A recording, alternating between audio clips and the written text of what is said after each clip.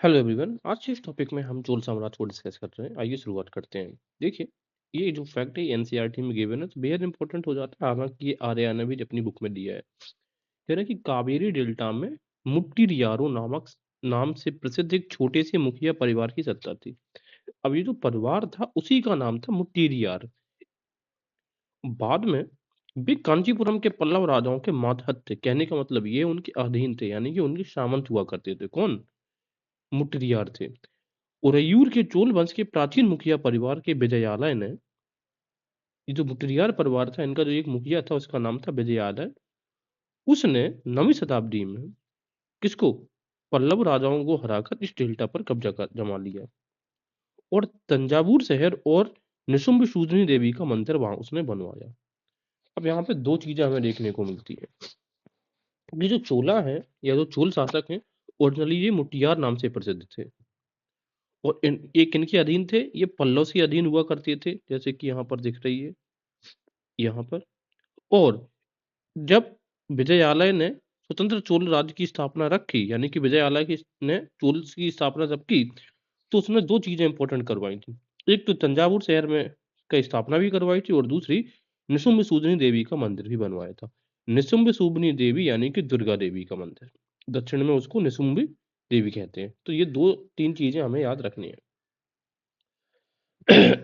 जब विजयालय ने पांड्यों को जब हराया और उसने जब तंजौर पर अधिकार किया, इनिशियली उसने पल्लवों को भी हराया था, ठीक है, पल्लवों को हराया, ठीक है, सॉरी, वो पल्लव राज्य के अधीन था। लेकिन जब उसने पांडवों को हराकर तो दो उपाधियां उसने धारण करी, एक थी नरकेसरी और दूसरी थी तंजय कुंड। तो नर ने केसरी पर विजय हासिल की, ऐसे ये उपाधि याद रखेंगे। कैसे? कि नर ने केसरी पर विजय हासिल की और दूसरा तंजय कुंड, यानी कि तंजौर का कुंड। कुंड का मतलब होता है शासक और राजा, भूप, नरपति, अधिपति, ठीक है। तो तंजय कुंड का मतलब है तंजौर का राजा। अब तंजौर को जीता किसने था? विजयालय ने। तो उपाधि भी यही धारण करेगा, किसको हराकर? पांड्यों को हराकर। ये डिस्कस कर ही चुका है। तंजौर विजय का उल्लेख हमें तिरुकोइलूर लेख में मिलता है। अब यहाँ पे चोल शासकों में जो लेख हैं, इंस्क्रिप्शन हैं, ये बेहद महत्वपूर्ण बन जाते हैं। तो तंजौर विजय का उल्लेख जो है वो हमें कहाँ पे मिलेगा? तिरुकोइलूर लेख, ठीक है। तो ता से तंजौर, ता से तिरुकोइलूर, ऐसे याद रखना। और किससे रिलेटेड रहेगा? ये विजयालय से। जिसने तंजौर को जीता, तो तंजौर को जीतेगा कौन? जो अपनी राजधानी बनाएगा। अब राजधानी कौन बनाएगा? तो उसका पहला शासक होगा, राइट, ओके। आदित्य प्रथम, इसने चोलों को पूर्ण स्वतंत्र किया एवं पल्लव सत्ता को समाप्त कर दिया। सबसे इंपॉर्टेंट चीज ये है कि विजयालय ने स्थापना तो करी थी चोलों की, लेकिन पूर्ण स्वतंत्रता किसके समय में मिलती है? आदित्य प्रथम के समय में। इसने पल्लव सत्ता को समाप्त कर दिया। और सबसे इंपॉर्टेंट चीज है कि इसने एक पल्लव पल्लव राजकुमारी से भी विवाह किया था। यहाँ पर कर जो पल्लव है वो अपने आप को ब्राह्मण मानते हैं। क्या मानते हैं? ब्राह्मण एवं विष्णु से जन्मे मानते हैं। और अश्वत्थामा का वंशज भी मानते हैं। कौन? पल्लव। याद किया था हम लोगों ने, पहले देखा था। इसके अलावा देखो, हुआ ये है कि आदित्य प्रथम ने जब पांड्यास के विरुद्ध में पल्लव से लड़ाई हो रही थी तो अपराजित की मदद करी, अपराजित की। लेकिन बाद में अपराजित को ही इसने मारकर स्वतंत्र चोल वंश की स्थापना करी और टाइटल अडॉप्ट किया टुंडे नाडु। अब टुंडे टुंडे जो है, ये जरा समझो टुंडे क्या है। जो पांड वंश होते थे, पांड्यास, उनको टुंडे कहा जाता था। तो उनको जीतने वाला ये क्या कहलाएगा? टुंडे नाडुआडी, ठीक है। तो आदित्य प्रथम ने फाइनली पांड्यास को हराया था, तो इसको क्या बोलेंगे? टुंडे नाडु। आदित्य प्रथम ने तुंड मंडलम, वही बात आ गई, तुंड को हराने वाला, पर आक्रमण कर अंतिम पल्लव शासक अपराजित को मार डाला एवं तोंडे नाडु, नरकेसरी एवं कोदंड राम की उपाधियां धारण की। इतने उपाधि कौन सी धारण करी थी बताइए आप? नरकेसरी और तंजय कुंड। तो इतने उपाधि धारण करी है कौन सी? तोंडे नाडु, तोंडे को फाइनली जीतने वाला। तोंडे पहले ये हुआ करती थी किसके? पांड्यास के अंडर। फिर इसको कब्जे में ले लिया था पल्लवास ने और फिर फाइनली इसको कब्जे में लिया किसने? चोल शासकों ने। ये क्रम रहेगा तोंडे पे शासन करने का। इसके अलावा नरकेसरी। अब नरकेसरी की उपाधि हमने ऊपर देखी है, विजयालय की भी है। याद कैसे किया था कि नर पर केसरी की विजय, या नर ने केसरी पर विजय हासिल की। दूसरा है आदित्य, तो नर केसरी आदित्य। इसके अलावा कोदंड राम। अब जो कोदंड है ये भगवान राम का क्या है? ये धनुष भी है, ठीक है। तो ये तीन चीजें याद रखना। अब आएगा परांतक प्रथम। परांतक फर्स्ट ने 915 ईस्वी में वेल्लूर के युद्ध में पांड्य शासक कौन है? राजा सिंह द्वितीय तथा श्रीलंका कश्यप पंचम की सेना को पराजित कर दिया। ये जरा देखो, ये पांड्य शासक हैं और यहाँ पर ये श्रीलंका का रूलर है। तो अब इन लोगों का एक गठबंधन कॉन्फेडरेशन बन रहा था चोलों के विरुद्ध में। लेकिन परांतक फर्स्ट ने दोनों को, किस-किस को? एक तो राजा सिंह द्वितीय को, जो कि पांड्य शासक है, और दूसरा श्रीलंका का कश्यप पंचम। तो देखो, परांतक और पंचम, इसने इन दोनों को हराया है। और इसने हराया किस युद्ध में है? तो आंसर हमें क्या दिख रहा है? वेल्लूर का युद्ध। ठीक है, तो वेल्लूर का युद्ध पूछ सकता है किससे रिलेटेड है? परांतक फर्स्ट से रिलेटेड है। और उसी युद्ध में इसने पांड्य शासक राज सिंह द्वितीय और श्रीलंका कश्यप पंचम की सेना को पराजित किया। इसके बाद 949 में बहुत इंपॉर्टेंट हम काम देखेंगे। हम ये देखेंगे कि यहाँ पर एक लोकेशन होगी, आपको दिखेगी कल्याणी ये चालुक्य, और इनका एक शासक है, उसका नाम है, सॉरी नहीं, यहाँ पर एक है जो वो शासक है, वो है राष्ट्रकूट। और राष्ट्रकूट में शासक है कृष्ण थर्ड। कृष्ण थर्ड चोलास पे अटैक करेगा और यहाँ पे एक युद्ध होगा, वो नाम है 949 में तक्कोलम का युद्ध। तो तक्कोलम का युद्ध किन किन के बीच में हुआ? एक राष्ट्रकूटों के बीच में, दूसरा चोल। राष्ट्रकूट कौन? कृष्ण तृतीय। और चोल कौन? परांतक फर्स्ट। तो इसमें इसने परांतक फर्स्ट को हरा दिया था, राष्ट्रकूट कृष्ण तृतीय ने। ये सबसे प्रतापी राष्ट्रकूट शासक हुआ था कृष्ण तृतीय। और उसने सिर्फ हरा ही नहीं दिया था, उसने तोडंड मंडलम पर अधिकार भी कर लिया था। किसने? कृष्ण तृतीय ने। यहाँ पे देख रहे हैं, राइट, आगे बढ़ेंगे। परांतक प्रथम के समय के उत्तरामेरु के अभिलेखों से चोल स्थानीय स्वशासन की जानकारी मिलती है। देखो, स्थानीय स्वशासन चोलों का क्यों इंपॉर्टेंट है? क्योंकि अगर आप इंडिया के हिस्ट्री में पढ़ेंगे, कोई भी आप प्रशासन पढ़ेंगे, उसमें चोल स्थानीय स्वशासन की एक अपनी अलग भूमिका है। क्यों? क्योंकि स्थानीय का मतलब है लोकल सेल्फ गवर्नेंस। यहाँ पर ग्राम सभाओं को अत्यधिक पावर दी गई थी, इस वजह से ये बहुत ज़्यादा इंपॉर्टेंट हो जाता है। तो हमें लोकल सेल्फ गवर्नेंस यानी कि चोरों का स्थानीय स्वशासन की जानकारी हमें उत्तरामेरु के अभिलेखों से प्राप्त होती है, जो कि किसके शासनकाल का है? परांतक फर्स्ट के शासनकाल का है। अगर हम परांतक फर्स्ट की उपाधि की बात करें, तो इसकी उपाधि है मदुरई कोंड। उपाधि क्या है इसकी? मदुरई, मदुरई कोंड, है ना? मदुरई का कोंड, मदुरई का कोंड मतलब कौन है? राजा। अब याद कैसे रखेंगे? रात में हर चीज आपको कैसी मधुर प्रतीत होती है, तो मदुरई कोंड। परांत में हमने याद कर लिया रात, रात में हर चीज आपको कैसी प्रतीत होती है? मधुर, तो मदुरई कोंड। परांतक प्रथम की एक प्रसिद्ध उपाधि थी उत्तम चूल भी थी। देखो, रात हमेशा कैसी होनी चाहिए? उत्तम होनी चाहिए ना। रात में हमेशा आपको उत्तम नींद आनी चाहिए, रात उत्तम होनी चाहिए। ठीक है, आगे देखिए। ऋग्वेद का टीकाकार है वेंकट माधव, उसका समकालीन हुआ करता था। किसका? परांतक। आगे देखेंगे, परांतक प्रथम ने हेमगर्भ एवं तुलाभार नामक यज्ञों का संपादन किया।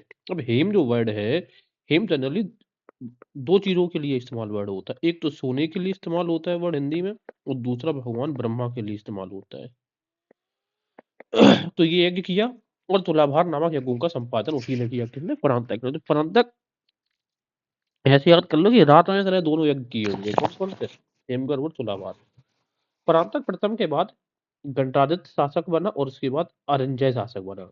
ठीक है, तो परांतक के बाद जो तीन शासक आएंगे, चौथा पांचवा छोटे छोटे शासक आएंगे, उनको आप इतिहास में ज्यादा नहीं पढ़ना होता है। इसके बाद परांतक द्वितीय शासक करता है। इसने पांड्य नरेश वीर पांड्य को परास्त किया तथा श्रीलंका के शासक महेंद्र चतुर्थ पर असफल आक्रमण किया। देखो, अभी हमने ये डिस्कस किया ही था कि यहाँ पर पांड और ये जो है श्रीलंका, इनका गठजोड़ हो गया है।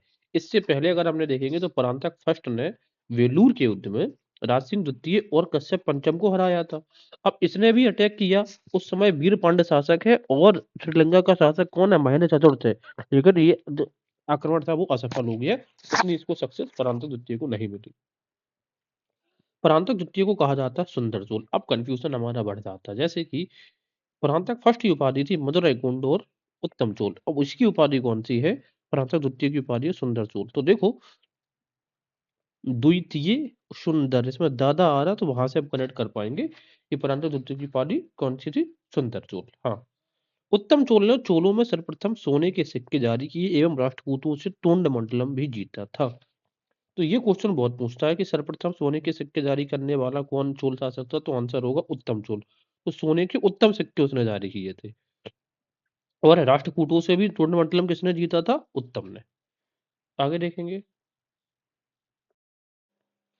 तो अब तक हमने किन-किन शासकों को डिस्कस किया वो एक बार देख लेते हैं। सबसे पहले जो था वो था विजयालय, फिर आते हैं आदित्य प्रथम, उसके बाद परांतक फर्स्ट और परांतक फर्स्ट के बाद 2 छोटे-छोटे शासक आएँगे, कम दिन का कार्यकाल रहेगा, गणरादित्य और अरिंजय। इसके बाद आएँगे परांतक द्वितीय, फिर आते हैं उत्तम चोल, राइट? अब उत्तम चोल के बाद जो आते हैं वो आते हैं राजराज फर्स्ट। राजराज फर्स्ट के टाइम से अब तक ये जो चोल शासक अपना एक कोशिश कर रहे थे पांड्यों को हराने की, वो सक्सेस कोशिश रहेगी राजराज प्रथम के काल से। और जो टेरिटरी एक्सपेंशन होता है, यानी कि राज्य विस्तार होता है, वो राज के टाइम से ही स्टार्ट हो जाएगा। तो आप इसको राज्य विस्तार की शुरुआत मान सकते हैं राजराज प्रथम के कार्यकाल को। राजराज प्रथम ने राज्यारोहण के साथ ही चोल शक्ति का उत्कर्ष प्रारंभ हुआ। वह परांतक द्वितीय का पुत्र था। ओके। राजराज प्रथम का प्रारंभिक नाम जो था वो था अरिमौलीवर्मन। ये बहुत इंपॉर्टेंट है। राजराज प्रथम का क्या नाम था ओरिजिनल? अरुमौलीवर्मन। बाद में ये राजराज की उपाधि के साथ में गद्दी पर बैठा। राजराज प्रथम ने चोलों में सर्वप्रथम स्थायी सेना एवं जल सेना का गठन किया। तो हम याद कैसे करेंगे किसने सर्वप्रथम स्थायी सेना और जल सेना का गठन किया? जिसने सबसे पहले राज एक्सपांशन की बात करी थी, तो वो था राजराज फर्स्ट। तंजौर अभिलेख या इसी अभिलेख को हम कई बार कंदरवाई अभिलेख भी कहते हैं। तो तंजौर अभिलेख या कंदरवाई अभिलेख, ये याद रखना राजराज प्रथम से भी रिलेटेड हो और राजेंद्र जो है उससे भी रिलेटेड रहेगा ये, ठीक है? तो तंजौर अभिलेख में राजराज प्रथम के युद्ध अभियानों का क्रमिक विवरण मिलता है। उसने पांड्य शासक अमर भुजंग को पराजित किया था। अब बात ये है कि यहाँ पर आप देखोगे, मैं फिर से रिपीट कर रहा हूँ, परांतक फर्स्ट ने कश्यप पंचम को डिफीट किया था। इसके अलावा आप देखे हुए उत्तम चोल ने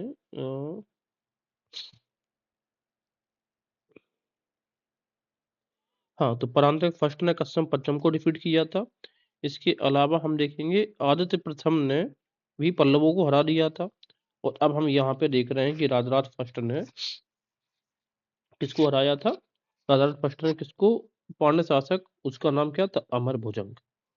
इसके अलावा तिरुवलंगाडु ताम्रपत्र अभिलेख में राजराज प्रथम की चेरों एवं पांड्यों के विरुद्ध विजयों एवं श्रीलंका विजय का उल्लेख है। अब देखो, 2 क्वेश्चन पूछेगा कि राजराज के किस अभिलेख में उसके अभियानों का क्रमिक वर्णन है? तो आंसर होगा तंजौर अभिलेख। इसमें फोकस कर रहा है क्रमिक, यानी कि क्रम से विवरण दिया गया तंजौर।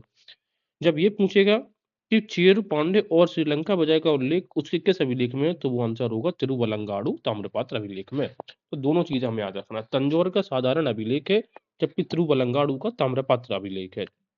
उसने चेर, और चेर कहाँ पे लोकेट कर रहे थे? केरल के राजा, ठीक है? तो चेर कौन था? केरल के राजा रवि वर्मा की नौसेना को कंडलूर के युद्ध में पराजित किया और कंडलूर सालय कलमरूत की उपाधि ग्रहण की थी। अब ये देखो, यहाँ पर ये चेर यहाँ पे लोकेट कर रहे हैं। तो यहीं पर कंडलूर का युद्ध उसने लड़ा था। ये चोल यहाँ पे लोकेट कर रहे हैं और ये यहाँ पे चेर है। तो इतने कहाँ पे हराया था? कंडलूर के युद्ध में। और कंडलूर के युद्ध में किस शासक को हराया था इसने? तो आंसर होगा किसको? रवि वर्मा। ये नाम याद रखना, रवि वर्मा को हराया था। और जब कंडलूर के युद्ध में हराया तो इसी की उपाधि धारण की, कंडलूर सालय कलमरूत। इसके अलावा राजराज प्रथम ने श्रीलंका पर आक्रमण कर उसके शासक महेंद्र पंचम को पराजित किया और श्रीलंका के उत्तरी भाग के चोल साम्राज्य का एक प्रांत बना दिया और इसे मुमड्डी चोल मंडलम का नाम दिया। अब जरा ये समझो, यहाँ पर ये है पांड्यास, मदुराई के पांड्यास, ठीक है ना? और देखिए, ये पांड्यों का शासन वेट, ये एरिया पहले पांड्यास में था और ये श्रीलंका में, इनमें इनमें गठजोड़ था चोलों के अगेंस्ट। लेकिन इसने क्या किया? इसने महेंद्र पंचम को तो हराया ही हराया, सॉरी हाँ, इसने क्या किया? श्रीलंका पर अटैक किया और उत्तरी जो पार्ट है श्रीलंका का उसने वो जीत लिया। और यहाँ पर उत्तर में एक इसको कैपिटल बनाया। और पहली बात है कि श्रीलंका को उसने एक अपना एक स्टेट बनाया। उस स्टेट का इसने नाम रखा मुमड्डी चोल मंडलम। इसी वजह से उपाधि भी धारण करेगा मुमड्डी चोल की। तो इस उत्तरी श्रीलंका को जीतकर ही इसने इसका नाम बदल दिया था मुमड्डी चोल मंडलम। और इसकी जो उपाधि थी, पहले इसकी जो कैपिटल थी श्रीलंका की वो थी अनुराधापुर। इसको हटा के एक नई कैपिटल बना दिया, उसका नाम था पोलनरुआ। ठीक है, ये है पोलनरुआ। पोलनरुआ को कैपिटल बनाया और इसी का पोलनरुआ का नाम भी चेंज कर दिया और इसने क्या रखा? जयनाथ मंडलम। बात समझ में आ गया? अब इसे मैं फिर से रिपीट कर रहा हूँ। राजराज प्रथम ने श्रीलंका के उत्तरी भाग को जीत लिया इन और इसका नाम रखा क्या? एक अपना राज्य बना लिया, उस राज्य का नाम रखा मुमंडी चोल मंडलम। पहले राजधानी इनकी हुआ करती थी अनुराधापुर, उस अनुराधापुर को खत्म कर कर इसने नई राजधानी बना दी पोलनरुवा, और इस नई राजधानी का भी उसने नाम चेंज कर दिया और क्या रखा, जयनाथ मंडलम, राइट, ओके। उसने श्रीलंका के विजय की स्मृति में वहां एक शिव मंदिर का निर्माण भी करवाया। तो श्रीलंका का जब विजय जीतेगा तो शिव मंदिर का निर्माण भी करवाएगा। राजाराज प्रथम ने अपनी विजयों का समापन मालदीव समूह की विजय से किया। उसने 1000 ईस्वी में भू राजस्व के निर्धारण के लिए भूमि का सर्वेक्षण कराया और स्थानीय स्वशासन का प्रोत्साहन भी दिया। पहले ये देखें। अब पूछेगा कि राजराज प्रथम की सबसे अंतिम विजय कौन सी, तो आंसर होगा मालदीव। अब मालदीव का ये वाला एरिया है ना, कौन सा वाला, ये वाला एरिया। इसके अलावा राजराज ने अब लैंड रेवेन्यू के लिए क्या काम किया, भू राजस्व के निर्धारण के लिए भूमि का सर्वेक्षण कराया और स्थानीय स्वशासन को प्रोत्साहन दिया। तो भूमि का सर्वेक्षण वगैरह कौन करवाएगा, जिसने भूमि का सबसे पहले एक्सपांसन किया वही। और सबसे इंपॉर्टेंट चीज है कि स्थानीय स्वशासन यानी कि ग्राम लेवल पर ग्राम जो सभाएं होती थी उनको भी उसने मतलब पावरफुलनेस चीजें उस पर स्वशासन के लिए जोड़ दिया। इसके अलावा राजा प्रथम ने वेंगी के चालुक्य विमलादित्य के साथ अपनी पुत्री का विवाह किया था। तो अगर स्टेटमेंट किया जाए कि क्या राजराजों के जो संबंध थे, चोल के संबंध थे, वो वेंगी के चालुक्यों से थे, तो बिल्कुल थे। अब वेंगी के चालुक्य ये है इलाका, यहाँ पे देखो ये चालुक्य हैं और ये है, सॉरी, ये चोल है यहाँ पर इस रीजन में, और ये वेंगी के चालुक्य है। तो इनके, सॉरी, ये वेंगा है, ये वेंगी की ईस्टर्न चालुक्य है, तो आपस में उत्तर की तरफ बॉर्डर लग रहा था। अब देखो ये मदुरई जो नीचे थे पांड्यास, तो इनसे तो कंटिन्यू लड़ रहे थे, श्रीलंका से कंटिन्यू लड़ रहे थे, लेकिन उत्तर में इन्होंने वैवाहिक संबंध बना के रखे अपने। तो इस बात को हमें ध्यान देना है। राजराज प्रथम ने वेंगी के अपदस्थ चालुक्य राजकुमार शक्ति बर्मन और विमलादित्य को चोड़ भीम के विरुद्ध शरण देकर सैनिक सहायता थी। देखो अब जरा समझाते हैं। इस एरिया का शासक है चोड़, और वो वेंगी का जो शासक था दानवर्ण, दानवर्ण ही हत्या कर देगा। वेंगी के शासक कमजोर हो जाते हैं, और कमजोर थे पहले भी। तो वेंगी के दो जो शासक थे विमलादित्य, ठीक है ना, ये क्या नाम था, शक्ति बर्मन और विमलादित्य, दोनों कहाँ पे आते हैं, राजराज के पास मदद मांगने। राजराज इनको मदद देता है। शक्ति बर्मन को तो वो ऐसे गवर्नर अपॉइंट करेगा सेना में, और विमलादित्य के साथ में अपनी बेटी का विवाह कर देता है। तो इस तरीके से हम कह सकते हैं कि वेंगी के चालुक्यों ने या फिर चोलों के साथ में मैट्रिमोनियल रिलेशन एस्टेब्लिश किए। और बाद में हम देखेंगे कि वेंगी का जो कुलोत्तुंग हम पढ़ेंगे ना, ये वेंगी के चालुक्यों का ही वंशज था। बाद में इसी ने चोल साम्राज्य को की बागडोर अपने हाथों में ली। तो हम ये कह सकते हैं कि वेंगी का विलय हो गया था चोलों में अंत में। तो वेंगी के साथ में इनके रिलेशंस बहुत अच्छे हुए करते थे। आगे देखेंगे। राजराज प्रथम ने अपना एक दूत मंडल चीन भी भेजा। ये बहुत इंपॉर्टेंट है, मैं आप याद करवा रहा हूँ। राजराज प्रथम अपना एक दूत मंडल चीन भेजेगा। राजेंद्र द्वितीय जो आएगा वो दूत मंडल चीन भेजेगा, और कुलोत्तुंग भी होगा, वो भी 2 दूत मंडल अपना चीन भेजेगा। उनमें से एक 72 लोगों का दूत मंडल भी था। तो इस तरीके से चोलों के टोटल 4 दूत मंडल चीन गए थे, एक राजराज फर्स्ट का, एक राजेंद्र सेकंड का, और 2 गए थे किसके, कुलोत्तुंग के। इंपॉर्टेंट चीज ये कि आखिर ये दूत मंडल क्यों चीन भेजे जा रहे थे। तो यहाँ पर देखो ये चाइना का रीजन है, और ये चोल है। चोल ये पूरा टेरिटरी कब्जाने के चक्कर में थे। तो यहाँ से ये जो स्ट्रेट ऑफ मलक्का है, यहाँ से व्यापार सुगमता के साथ में हो, इसके लिए वो चीन बार बार दौरे कर रहे थे कि कोई डिप्लोमेटिक रिलेशन एस्टेब्लिश हो जाए और बात बन जाए। राजराज प्रथम ने श्री विजय के शैलेंद्र शासक श्री मार विजय ओतुंग वर्मन को नागपट्टनम में एक चूड़ामणि बौद्ध विहार के निर्माण की अनुमति दी। यद्यपि राजराज प्रथम से अब देखो राजराज सैव है, ये तो हमें क्लियर है। ये क्लियर कैसे है, क्योंकि उसने बृहदेश्वर या राजराजेश्वर मंदिर का निर्माण करवाया था तंजौर का, जो बहुत फेमस मंदिर है। लेकिन फिर भी आप देखो शैलेंद्र, जो ये जो श्री विजय देख रहा है, यहीं के जो शासक हैं इन्हीं को शैलेंद्र बोला जाता था। तो इनके शासकों ने जब इनसे रिक्वेस्ट करी राजराज फर्स्ट से, तो और वो शासक कौन सा रिक्वेस्ट करने वाला, वो था श्री मार विजय ओतुंग वर्मन। तो उन्होंने नागपट्टनम में एक चूड़ामणि विहार बनवा दिया, यानी कि जो बुद्धिज्म से रिलेटेड होता था।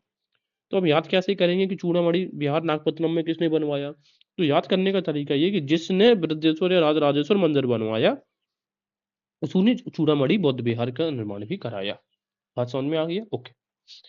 अच्छा, रिक्वेस्ट करने वाला शासक कौन है, श्री मार विजय ओ तुंग वर्मन ऐसे। इसके अलावा राजराज प्रथम ने अपनी रानी लोक महादेवी के साथ तिरुवलजली मंदिर में तुलाभार एवं हिरण्यगर्भ नामक यज्ञ किया था। और दक्षिण भारत में सर्वप्रथम में खड़ी या आसीनस्थ आकृति वाले सिक्के भी जारी किए। अब इसने 2 चीजें करी, देखो कैसे।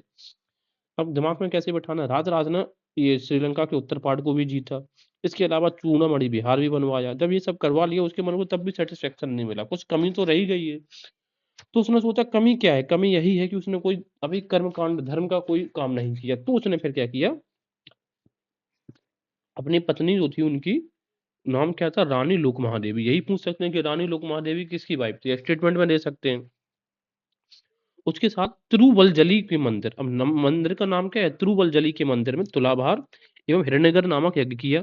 ठीक, और साथ में अगर आप देखो कि पूरे दक्षिण भारत की बात कर रहे हैं कि पूरे दक्षिण भारत में सबसे पहले खड़ी या आसीनस्थ, खड़ी मतलब क्या है, खड़े होकर, या आसीनस्थ का मतलब है बैठी हुई आकृति में जो वाले जो सिक्के हैं वो इसने जारी किए, यानी कि सिक्कों पर खड़े या फिर बैठे अंकित थे राजा और रानी।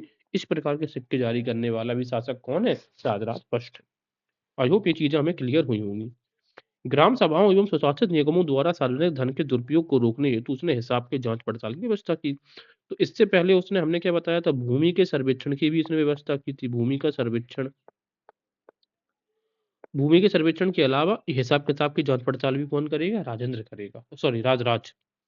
राजराज प्रथम ने उपाधि ने कौन सी धारण करी थी, मोमड्डी चोलदेव। और मोमड्डी चोलदेव की उपाधि क्यों धारण करेगा, क्योंकि इसने श्रीलंका के जब उत्तर पार्ट को जीता था तो इसका नाम क्या रख दिया था, मोमड्डी चोलपुरम। उसी तरीके से याद रखना कि जिसने श्रीलंका के उत्तरी भाग को जीता, उसी ने उपाधि धारण करी थी मोमड्डी चोल की। इसके अलावा जयगुंड की उपाधि, चोल मार्तंड। मार्तंड का मतलब क्या होता है, सूर होता है, जो दोपहर का सूर होता है। हिंदी में दोपहर के सूर को मार्तंड बोलते हैं। यानी कि जिसने चोलों का सूर चमकाया, यानी कि सूर चमकाया का मतलब सूर उगा, यानी कि जिसने सबसे पहले बाय शासक जिसने बाहर के एरियाज में चोलों का झंडा गाड़ा, वो है चोल मार्तंड। सूर की भांति चमक रहा था राजशेखर। इसके अलावा शिवपाद शेखर, शिव के पैरों का शिखर, ठीक है ना। तो जिसने शिव का मंदिर बनवाया था वही तो शिवपाद शेखर की उपाधि धारण करेगा। तो उपाधियां कौन कौन सी, मवड्डी चोल, जयकुंड, चोल मार्तंड और शिवपाद शेखर। इसके अलावा राजराज प्रथम ने अभिलेखों को ऐतिहासिक प्राक्तन यानी कि के साथ प्रारंभ करने की प्रथा शुरू की। सीधी सी बात यह है कि जो अभिलेख लिखे जाते थे, प्रशस्ति लिखी जाती थी, पहले प्रशस्ति डायरेक्ट लिख दी जाती थी, शासक का नाम लिया, उसके उसमें तारीख में लाइनें पढ़ दी गई। लेकिन अब इसने क्या करवाया कि प्रशस्ति तो बाद में लिखी जाएगी, पहले आप इंट्रो में आप उसका हिस्ट्री डिफाइन करिए, हिस्टोरिकल बैकग्राउंड आप दोगे इंस्क्रिप्शन में, उसके बाद मेन प्रशस्ति लिखी जाएगी। तो ऐसा शुरुआत करने वाला, ऐतिहासिक प्राक्तन की शुरुआत करने वाला राजराज ही फर्स्ट शासक है। अब जो नेक्स्ट रूलर है वो है, राजराज फर्स्ट के बाद आते हैं राजेंद्र प्रथम। इनका कार्यकाल 1014 से लेकर 1044 तक, यानी कि लगभग 30 वर्षों तक ये शासन करेंगे। राजेंद्र प्रथम ने संपूर्ण श्रीलंका को विजित किया। अब ये जरा डिफरेंस समझो। देखिए, जब राजराज ने सिर्फ उत्तरी पार्ट को विजय किया था, ये जो डार्क में दिख रहा है, लेकिन राजेंद्र फर्स्ट ने पूरी श्रीलंका को विजय किया था, और साथ में अपना राज यहाँ पे भी, यानी कि जो कड़ारम का एरिया है यहाँ पे भी फैला दिया था। ठीक है, आगे देखेंगे। राजेंद्र प्रथम के समय नौसेना का सर्वाधिक विकास हुआ। अब ये बताओ, स्थायी सेना या नौसेना का इसकी शुरुआत किसके यहाँ के समय पे हुई थी, राजराज के समय में। लेकिन सर्वाधिक विकास किसके समय में होगा, राजेंद्र प्रथम के समय में, क्योंकि सबसे ज्यादा एरिया को किसने कब्जे में लिया था, राजेंद्र फर्स्ट ने। और इसी कारण से स्मिथ ने राजेंद्र प्रथम को दक्षिण का नेपोलियन कहा है, राइट। राजेंद्र प्रथम ने लंका नरेश महेंद्र पंचम को परास्त करके उसे बंदी बनाकर लंका को पूर्ण रूप से अपने अधिकार में ले लिया। किस श्रीलंकन शासक को इसने हराया था, महेंद्र पंचम को। इससे पहले हम कश्यप पंचम के बारे में भी पढ़ चुके हैं, कश्यप पंचम है ना। किंतु कुछ समय के बाद महेंद्र पंचम के पुत्र कश्यप ने दक्षिणी लंका पर पुनराधिकार कर लिया तथा विक्रम बाहु प्रथम के नाम से वहां पर उसने शासन किया। देखो, आप ये देखो, ये उत्तरी श्रीलंका पे तो पहले भी राजराज ने अटैक करके इसको अपने कब्जे में लिया था, और इसको एक नया मोमड्डी चोल नाम की एक नया राज्य इसको अपना उसने बना लिया था। राजेंद्र ने पूरी श्रीलंका को कब्जे में तो लिया, लेकिन अब देखो दक्षिण के भाग दोबारा से कश्यप, उसका जो पुत्र होगा, किसका, महेंद्र पंचम का जो पुत्र होगा कश्यप पंचम, वो कश्यप उसने दोबारा से दक्षिण पे अपना कब्जा बैठा लिया था। क्योंकि आप देखो उत्तर में है चोल, और तो चोल के नजदीक ही उत्तरी श्रीलंका होगा, तो यहाँ पर सेना का आवागमन आसानी से हो सकता था, तो स्ट्रॉन्ग होल्ड यहाँ पे रहा। लेकिन दक्षिण में उनकी जो पकड़ थी वो ढीली पड़ जाती है। अच्छा, अब हम आगे क्या देखेंगे और जो कश्यप ने दक्षिण लंका पर पुनराधिकार कर लिया, और किस नाम से उसके बेटे ने शासन किया था? नाम है विक्रमबाहु प्रथम के नाम से। सिंघल विजय, सिंघल मतलब प्राचीन नाम है श्रीलंका का। सिंघल विजय का उल्लेख करंदय ताम्रपात्र एवं महावंश में मिलता है। तो एक तो करंदय ताम्रपात्र से रिलेटेड है, याद रखो। राजेंद्र तो दे आ रहा, राजेंद्र करंदे, राजेंद्र करंदे, इस तरीके से। और महावंश, दीपवंश और महावंश ये श्रीलंकन क्रॉनिकल्स है, तो उसमें भी हमें ये विजय का उल्लेख पता चलता है। उसने बंगाल के पाल शासक महिपाल प्रथम को पराजित कर गंगा घाटी के अभियान की सफलता पर क्या उपाधि धारण करी थी? गंगाईकोंड चोल, तथा गंगाईकोंड चोलपुरम यानी कि वर्तमान में त्रिचिनापल्ली में नामक नई राजधानी की स्थापना भी की। गंगा घाटी का अभियान का नेतृत्व राजेंद्र पुत्र विक्रम चोल ने किया। अब जरा इसे समझ तो पहले देखो, ये है पाल, और यहाँ पे जो पाल जो शासक कर रहा है उसका नाम है महीपाल। क्या नाम है उसका? वेट, यहाँ पे शासक है महीपाल। ये क्या करेगा? अपने बेटे विक्रम चोल को, इसका बेटा क्या है? विक्रम चोल, विक्रम चोल को सेना से को लेकर भेजेगा। विक्रम चोल सेना को लीड कर रहा है, अटैक करेगा पाल्स के ऊपर और महीपाल को हरा देगा।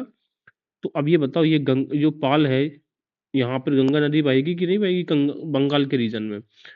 तो इसी वजह से इसको हम कहते हैं गंगा घाटी रीजन का अभियान जो है वो किसने किया था? राजेंद्र ने, और उसको लीड कर रहा था सेना को उसका पुत्र विक्रम चोल। हराया किसको था? महीपाल को। अच्छा, महीपाल ये वही सहायक है, शासक है जिसको पाल वंश का द्वितीय स्थापनाकर्ता कहा जाता है। बस समझ में आया? द्वितीय स्थापनाकर्ता। ऐसे प्रतापी शासक को राजेंद्र फर्स्ट ने हरा दिया था। और तो उसने और उपाधि क्या धारण करी थी? गंगाईकोंड चोलपुरम। तो गंगा कुंड का मतलब हो जाता है एरिया, तो गंगाईकोंड का चोलपुरम, ठीक है। और फिर आकर इसने यहाँ पे तिरुचिरापल्ली नाम की जगह पर गंगाईकोंड चोलपुरम एक नई राजधानी भी बनाई जिसका नाम था तिरुचिरापल्ली। आधुनिक तिरुचिरापल्ली में वो लोकेटेड है। तो ये चीज हमने देख ली। नवीन राजधानी के निकट सिंचाई के लिए चोलगंगम नामक तालाब का निर्माण भी करवाया था। तो गंगम से हमें याद रहेगा कि जिसने गंगा घाटी का अभियान किए थे, तो गंगम से रिलेटेड सारे वर्क उसी के रहेंगे। राजेंद्र की सबसे महत्वपूर्ण जीत 1035 में कडारम के श्रीविजय साम्राज्य के विरुद्ध सफल सैनिक अभियान थी। ये वाला एरिया कडारम, ये श्रीविजय जो साम्राज्य है, इस एरिया को कडारम बोला जाता था।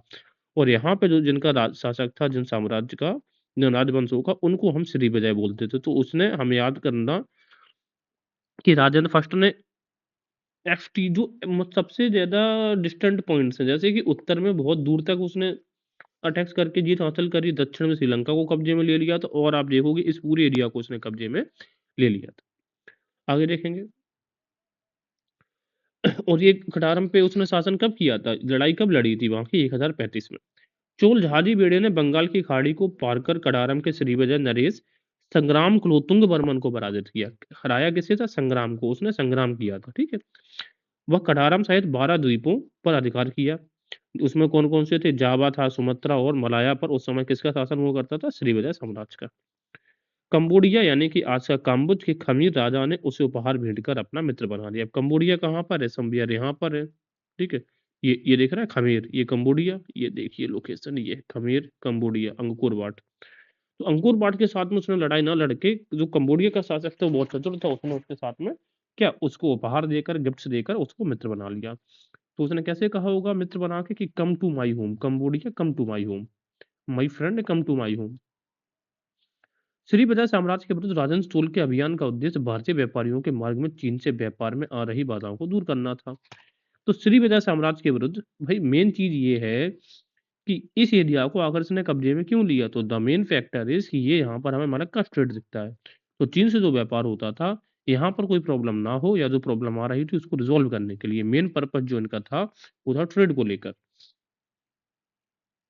श्रीविजय साम्राज्य के विरुद्ध राजन चोल की सफलता के कारण चीन के साथ व्यापारिक संपर्क पहले से अब आसान हो गया था, राइट, ओके।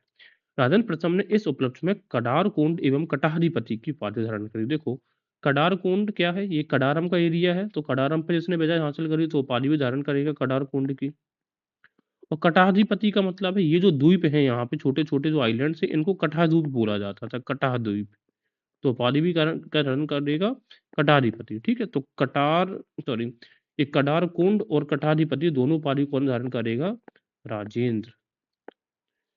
आगे, राजन प्रथम पहला भारतीय चोल शासक था जिसने अरब सागर पर अपनी प्रभुता कायम की। अरब सागर स्थित सदिमंत द्वीप पर अपना अधिकार स्थापित किया। देखो, अब ये चीज़ बहुत कम लोगों को पता है, हमें जनरली ये पता है कि राजेंद्र ने सिर्फ़ ये जो पश्चिम बंगाल की खाड़ी है, यहाँ तक अपनी चीज़ों को एक्सपांड किया। लेकिन याद रखना कि अब से इसने अरब सागर को भी जीता हुआ था। तो जिसने इस साइड यानी कि बे ऑफ बंगाल को जीता, उसी ने अरब सागर पे भी अपना वर्चस्व स्थापित किया हुआ था।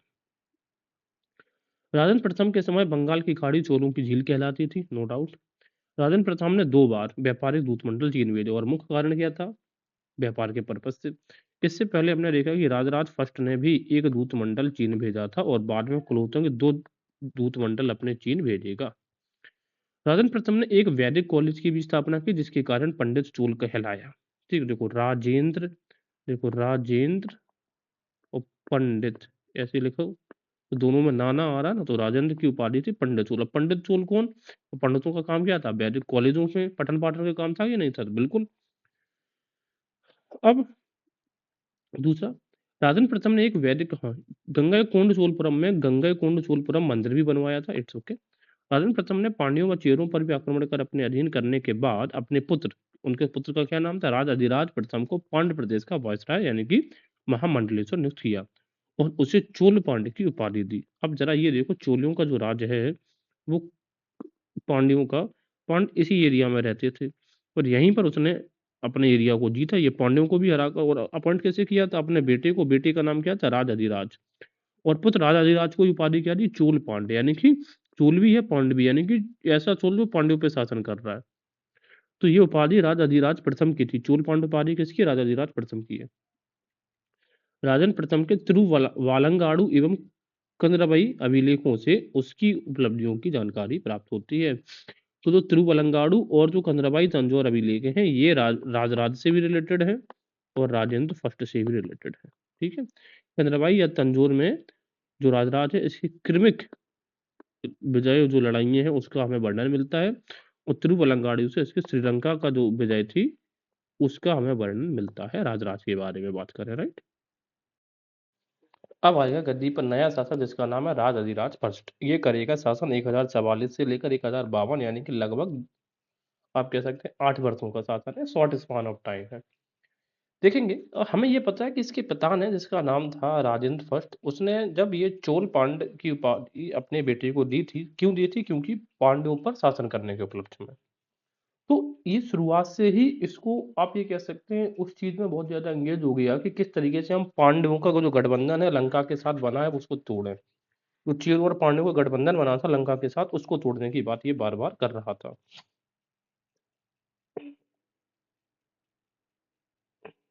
वेट,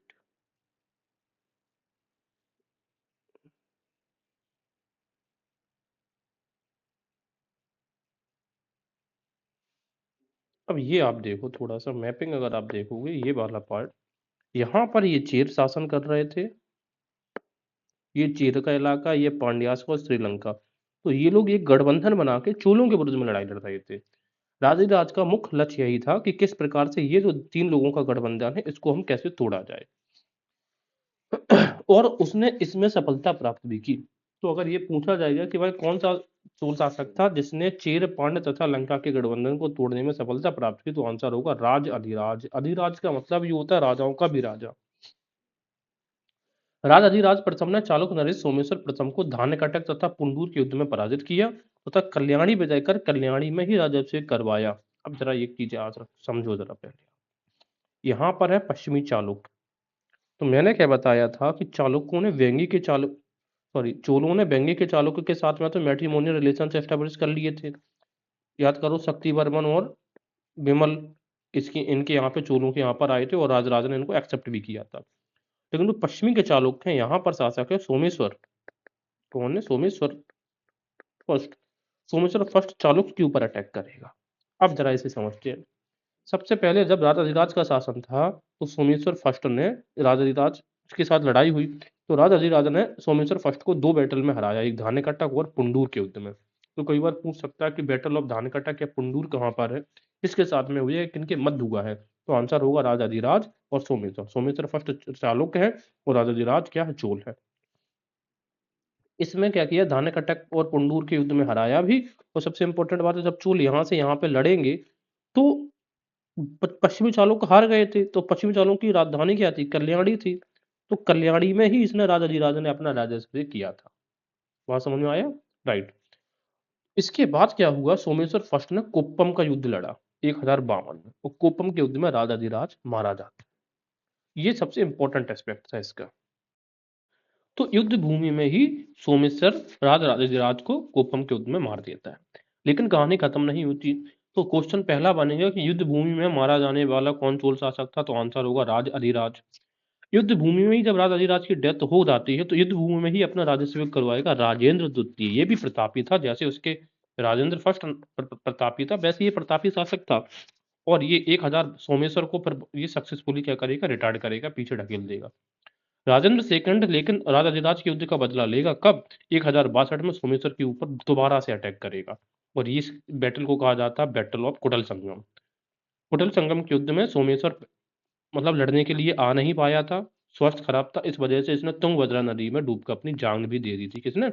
सोमेश्वर फर्स्ट ने। ये हालांकि बहुत प्रतापी शासक था, लेकिन अभी ये इसे जान नहीं देगा। जब 1062 में कुड़ल संगम के युद्ध में ये हार जाएगा, तब भी सोमेश्वर क्या करेगा? अपनी दोबारा से सेना दोबारा से क्या करेगा?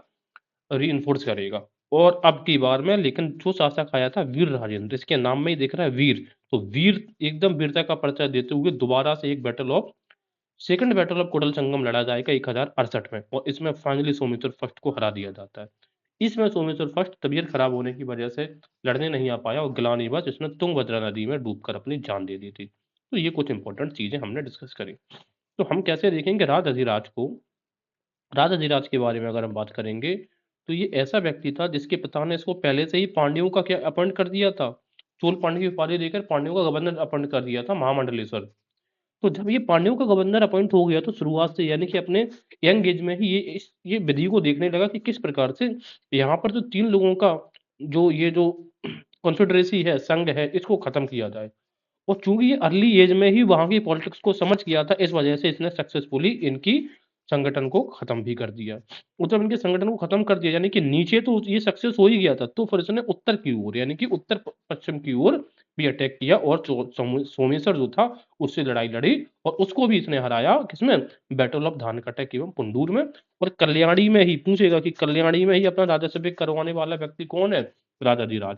बैटल फील्ड में ही अपने मतलब मर जाने वाला कौन है? राजाधिराज। और फिर बैटल ऑफ कुप्पम हम जानते हैं। तो इस प्रकार से हम देखेंगे कि चालुक्यास और जो वेस्टर्न चालुक्यास है, यानी कि कल्याणी के चालुक्य सोमेश्वर और चोलों के बीच में लड़ाई लड़ी गई। ठीक है। देखेंगे अब। हाँ, राजाधिराज कल्याणी विजय पर कर कल्याणी में राज्याभिषेक करवाया था, यहाँ तक हमने पढ़ लिया था। राजाधिराज प्रथम ने अश्वमेध यज्ञ भी किया, जिसका मणिमंगलम लेख में उल्लेख है। यही पूछ लेगा कि मणिमंगलम अभिलेख में किसने अश्वत्थामा करवाया था? तो हम बोलेंगे राजा अधिराज। तो राजाओं का अधिराज था, जिस वो बैटल फील्ड में जिसकी डेथ हो गई थी, वही अश्वमेध यज्ञ है। और जो राजा अधिराज जिसकी बैटल फील्ड में डेथ हो गई थी, वो कौन है? मणि के समान था, मणिमंगलम था। कोपम के युद्ध के बारे में डिस्कस कर लिया। राजा अधिराज प्रथम को अनमेरुथ जित कहा जाता है, यानी कि हाथी की पीठ पर मृत्यु को प्राप्त। जब ये हाथी की पीठ पर बैठा था, तो उसको एक छाती में से एक तीर आगे लग गया था, उससे इसकी डेथ हो गई थी। और इसकी उपाधि क्या है? भूपेंद्र चोल की भी उपाधि है, भूप इंद्र। भूप का इंद्र, भूप मतलब होती है पृथ्वी, राजाओं का भी इंद्र। ठीक। तो कोपम का युद्ध हमने देखा इसके रिलेटेड। मणिमंगलम लेख भी किस रिलेटेड है? राज अधिराज, राजाओं के अधिराज से। और उपाधि है अनमेरुथ जित। और दूसरी है भूपेंद्र चोल। राजन द्वितीय हमने देखा था। राजन द्वितीय एक ऐसा शासक है जो कोपम के युद्ध में राजा अधिराज की हत्या के बाद इसने कल्याणी के चालकों को पराजित कर युद्ध भूमि में ही अपना राज्याभिषेक करवाया था। यहीं से क्वेश्चन पूछता है कि युद्ध भूमि में ही अपना राज्याभिषेक कराने वाला शासक कौन है? राजन द्वितीय है। और कोल्हापुर में विजय स्तंभ स्थापित करवाया था। कोल्हापुर आज के महाराष्ट्र में है, और पश्चिमी के चालुक्य कहाँ? ये महाराष्ट्र रीजन में ही लोकेट करते ही हैं, सीधी सी बात है। और उपाधि इसने क्या धारण करी थी? प्रकेसरी उपाधि धारण करी थी। इससे पहले हमने देखा एक उपाधि थी नरकेसरी की। नरकेसरी की उपाधि 2 लोगों ने धारण करी, एक विजय आलय ने और दूसरी आदित्य फर्स्ट ने। किसने? आदित्य फर्स्ट। तो ये चीज हमने डिस्कस करी। 1062 में कुडल संगम के युद्ध में सोमेश्वर प्रथम को पुनः पराजित किया। यहाँ पर हमने देखा 1062 के युद्ध में, कुडल संगम के युद्ध में सोमेश्वर को दोबारा से हराया। अच्छा, प्रकेसरी की उपाधि हम कैसे याद रखेंगे? देखो, प्रा में क्या आ रहा है? रा आता ना, इस तरीके से ये प्रा में इस तरीके से, और राजेंद्र में द्रा आता है। तो प्रकेसरी की उपाधि राजेंद्र को ही स्थापित करेगा। ठीक है। इसके बाद आता है वीर राजेंद्र। वीर राजेंद्र फाइनली क्या करेगा? चाणक्य सोमेश्वर प्रथम को कुटिल संगम का दूसरा युद्ध हुआ था 1068 में, उसमें मार देगा और उपाधि धारण करेगा राजशेखरी, राजकेसरी। तो प्रकेसरी और राजशेखरी। देखो अब याद हमें ऐसे रखना है कि जो दो लास्ट के जो दो रूलर है, इन्होंने उपाधियां धारण, जिन्होंने हराया था किसको, सोमेश्वर को, ये दो, इन्होंने उपाधि धारण करने की प्रकेसरी या इसकी राजकेसरी की। तो हम कैसे याद करेंगे, देखो राज में वीर, अब जो लोग वीर होते हैं वही तो राज करेंगे, जो लोग वीर होते हैं वही राज करेंगे। तो वीर राजेंद्र ने उपाधि धारण करी थी राजकेसरी की, और जबकि प्रकेसरी की उपाधि धारण करी थी राजेंद्र द्वितीय ने। चोल शासक अधिराजेंद्र को 1070 में क्रुद्धवीर ने मार डाला। यहाँ से भी क्वेश्चन पूछता है, अधिराजेंद्र, अधि मीन्स आधा राजा हुआ करता था, उसको मार डाला किसने, क्रुद्धवीर ने। अब जो शासक आएगा वो है कुलोत्तुंग फर्स्ट। कुलोत्तुंग फर्स्ट के बारे में देखेंगे। सबसे बड़ी बात ये है कि अभी हमने क्या देखा था कि बेंगी के चालुक्यों के साथ में इनके मैट्रिमोनियल रिलेशन एस्टेब्लिश करवा लिए थे, किसने, राजराज के समय से स्टार्ट हो गए थे। तो वही क्या होगा कि बेंगी के चालुक्य वंश राजेंद्र द्वितीय ही कुलोत्तुंग प्रथम के नाम से चोल साम्राज्य का शासक बना था। एक्चुअली में जो कुलोत्तुंग फर्स्ट है, इसका ओरिजिनल नाम है राजेंद्र द्वितीय, और ये ओरिजिनली बेंगी के चालुक्य वंश से बिलोंग करता है, लेकिन बाद में कुलोत्तुंग प्रथम के नाम से चोलों का शासक बना। तो हम ये कह सकते हैं कि बेंगी के चालुक्यों का विलय हुआ था किसमें, चोल में। चोल शासक राजेंद्र प्रथम कुलोत्तुंग प्रथम का नाना था। राजेंद्र प्रथम कौन था, कुलोत्तुंग प्रथम का नाना था। कुलोत्तुंग प्रथम पर पश्चिमी चालुक्य शासक विक्रमादित्य षष्ठ ने आक्रमण कर दिया, किंतु वह युद्ध में पराजित हुआ। अब देखो यहाँ पे ये सब चीज समझो, पश्चिमी जो चालुक्य हैं, इन्होंने इससे पहले, अभी देखो अभी हमने क्या देखी है, इन तीनों के विरुद्ध में सोमेश्वर फर्स्ट लड़ाई लड़ रहा था। सोमेश्वर फर्स्ट की जब डेथ हो जाएगी कल्याण के चालुक्य का, ये सोमेश्वर फर्स्ट जब खत्म हो जाएगा, तो यहाँ पे विक्रमादित्य सेकंड आएगा शासन पे। विक्रमादित्य सेकंड नहीं, विक्रमादित्य षष्ठ आएगा कल्याणी का चालुक्य, और वो भी अटैक करेगा किसके ऊपर, कुलोत्तुंग के। तो राइवलरी चल रही थी चालुक्यास और कल्याणी और चोल्स के बीच में, वो कंटिन्यू है, लेकिन विक्रमादित्य जो सिस्टम है वो हार जाएगा, प्रांत जीतेगा, सॉरी ये कुलोत्तुंग जीत जाएगा।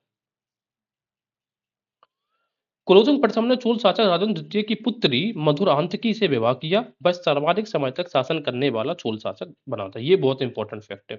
सबसे अधिक समय तक शासन करने वाला चोल शासक कौन था, कुलोत्तुंग। जबकि देखो ये आया दूसरे वंश से, लेकिन शासन करेगा सबसे लंबा। कुलोत्तुंग प्रथम ने जावा की राजधानी कडारम को भी नष्ट कर दिया था, हमने ये देखा है। 1090 में कडारम नरेश ने कुलोत्तुंग के पास अपना दूत भेजा एवं नागपत्तनम स्थित चूड़ामणि बौद्ध विहार को दान दी गई भूमि को करमुक्त करवाया।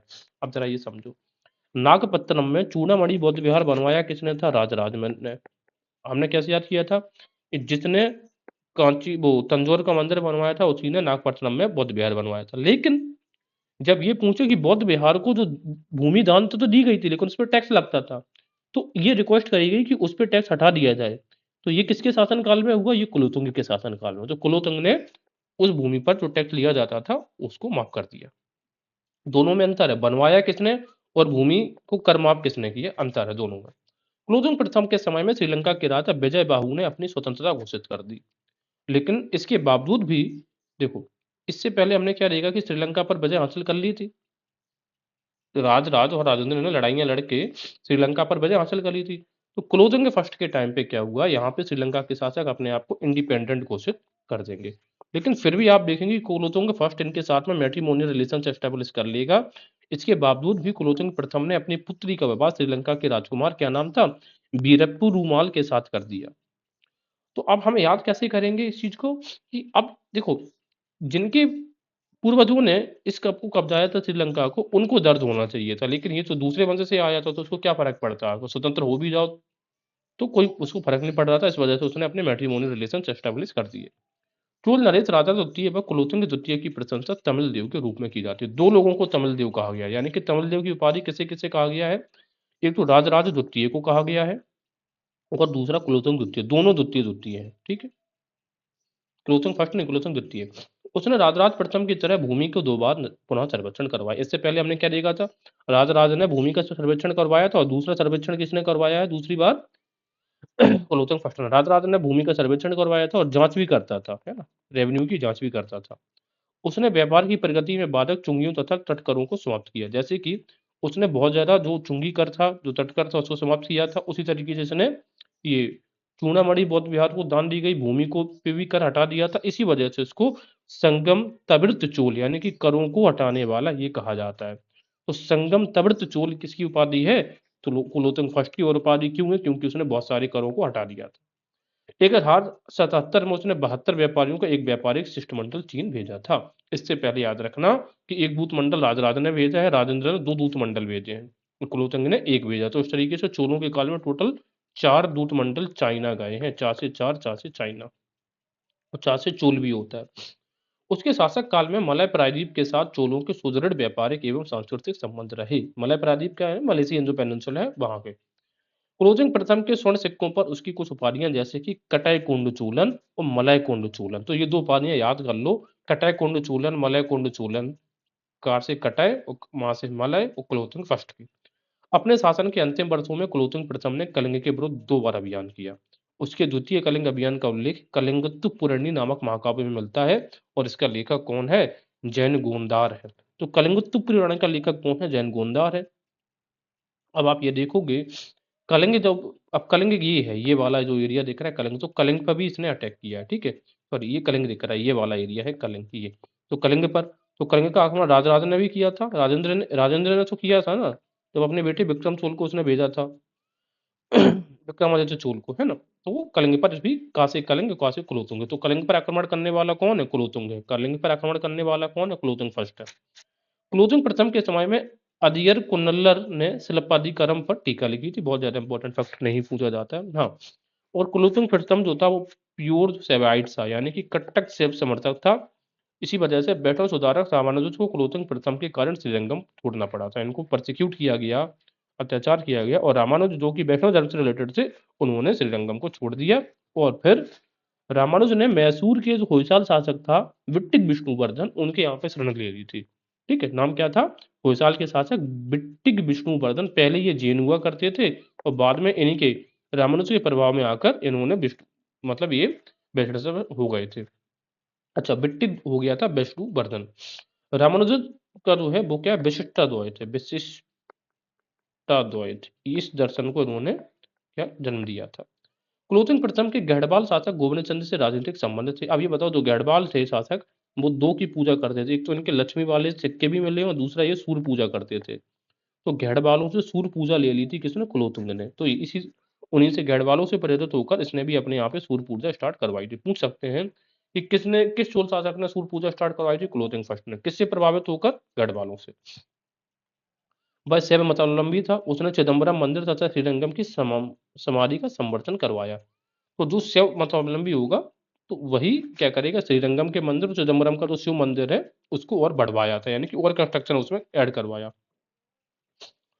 उसने त्रिभुवन चक्रवर्ती यानी कि 3 लोगों का राजा की उपाधि धारण करी। तो ता से त्रिभुवन और ता से कुलोत्तुंग, तुंग जो तुंग होगा वही त्रिभुवन होगा, ऐसे। अब शासक आएगा विक्रमचोल। कुलोत्तुंग प्रथम के बाद उसका पुत्र आया है, क्या नाम है? विक्रमचोल। उसने चिदम्बरम के नटराज मंदिर को अपार दान दिया तथा मंदिर का जीर्णोद्धार व विस्तार करवाया। ठीक है, तो अपार दान दिया, जीर्णोद्धार करवाया, विस्तार करवाया, ये सब किसने? विक्रम ने। क्रिम क्रिम से उसने हर एक चीज करवाई चिदम्बरम मंदिर में। जैसे मंदिर में कोई काम स्टार्ट होता है ना, तो हर साल काम क्रिम से होता है। तो वैसे पहले क्रम से दान दिया, फिर मंदिर का जीर्णोद्धार और फिर विस्तार। तो क्रम यानी कि विक्रम। विक्रम चोल ने त्याग समुद्र एवं आग कलंक की उपाधि धारण कर ली। देखो याद कैसे करेंगे आप? आप मान लो, जैसे मान लो एटीएम के आप लाइन में ही लगे हैं, तो आप क्या क्रम में लगे कि नहीं? क्रम मतलब विक्रम, और आपने अपनी लाइन का त्याग कर दिया। ठीक है, तो क्रम का त्याग, त्याग समुद्र, कलंक। और जब आप अपने क्रम में लगते हैं तो आपके ऊपर कभी कलंक नहीं लगेगा, इस तरीके से। उसने तिरुवाडुतुरु में एक चिकित्सा विद्यालय की स्थापना की, जहां चरक संहिता एवं अष्टांग हृदय जैसे ग्रंथों का अध्ययन होता था। अब याद करो, देखो, वैदिक कॉलेज की स्थापना करने वाला कौन है? राजेंद्र है। राजेंद्र, इसी को पंडित शूल की उपाधि दी गई है।